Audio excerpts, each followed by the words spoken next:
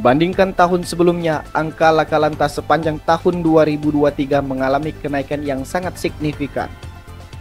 Pada tahun 2022 sebanyak 68 kasus, sedangkan di tahun 2023 tercatat sebanyak 103 kasus laka lantas yang ditangani oleh Polres Tanjab Barat. Hal ini mengalami kenaikan hingga 51,4% dibandingkan kasus kriminalitas dan kasus lainnya. Kasus kriminalitas dan kasus lainnya mengalami penurunan, namun yang cukup mendominasi yakni kasus laka lantas. AKBP Padli mengatakan dalam rilis akhir tahun 2023, laka lantas cukup mendominasi sepanjang tahun 2023. Hal ini banyak disebabkan akibat human error. Meski jumlah kasusnya meningkat, namun angka kematian akibat laka lantas juga berkurang.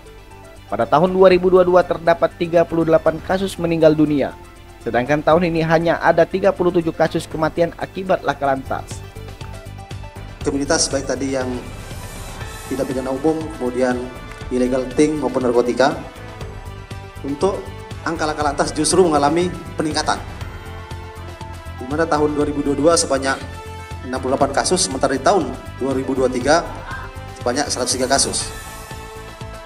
Untuk 103 kasus ini, 49 kasus sudah diselesaikan secara restoratif justice karena sifat kerugiannya hanya kerugian material yang tidak banyak, dan ini berdasarkan dari kesepakatan dua belah pihak.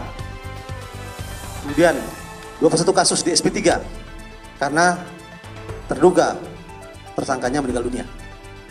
Kemudian yang sudah P21 sebanyak 9 kasus, 13 kasus masih dalam proses sidik, dan 11 kasus dalam proses penyelidikan dari penyidik laka lantas Satlantas Polres Tanjab Barat.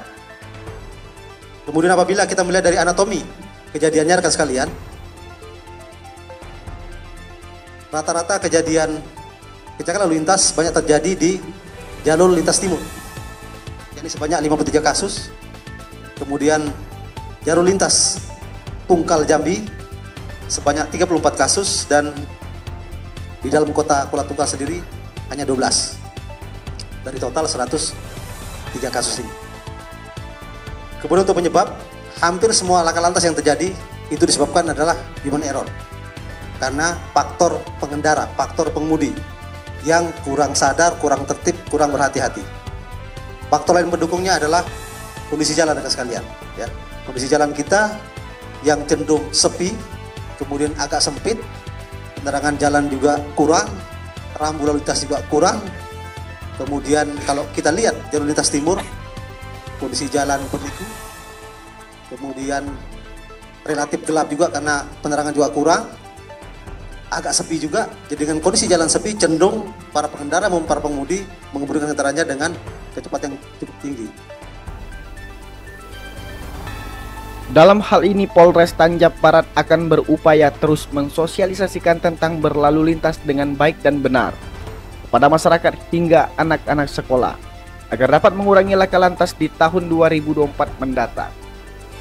Tanjung Jabung Barat, Serumpun TV melaporkan.